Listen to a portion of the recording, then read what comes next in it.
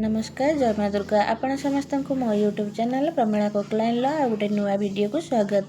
आशा करुच्ची आपण मैंने भिडियोटी शेष जाए देखिए भल लगे लाइक कमेंट करने सहित आपण सांगसाथी व रिलेटिव मानक शेयर करदे।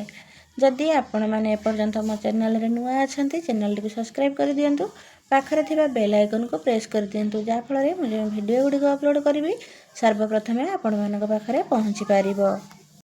आज मु आपण मानक तो शेयर करी अंडा आलू झोलर रेसिपी। अंडा आलू झोल प्रस्तुत करने मो कड़े किसी पानी दे से लुण दे देइछि। तापरे दुईटी आलू को काटी भल भाव में धोई ताको अंडा और आलू को से कड़े दे भल भाव में सिझे नहीं। अंडा आलू सिझी जावा परे बाहर कर देइछि। अंडारू सबुतक चोपा छड़े नहीं कड़े टिके तेल दे आउटे हलदी गुंड पकाई अंडा गुड़ी को भाजी नहीं से कड़े आउ टिके तेल दे दुईटी तेजपत्र टिके जीरा आ काटी रखि गोटे पियाज को दे पियाज को भल भाव में भाजी है पर्यंत भाजी नहीं से लंका गुंड दे देइछि।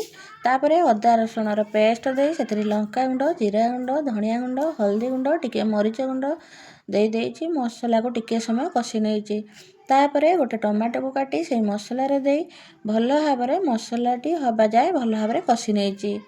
मसला कषि हो जावा परे से जो अंडा और आलू को मुझे रखी से मसला रे दे 10 ରୁ 15 मिनट जाए घोड़े घोड़े अंडा आलू को भल भाव में कषि नहीं तापरे से आवश्यक अनुजाई पानी दे देइछि। आपण मैंने आपण इच्छा रे जतिकी झोल रखिए से हिसाब से पानी देवे मु मो हिसाब से पानी दे देइछि। पानी फुटी जावा परे से काटी रखिथिबा किछि धनिया पत्र दे किछि समय पाई मु एठी घोड़े देइछि। प्रस्तुत हो जाइछि अंडा आलू झोलर रेसिपी।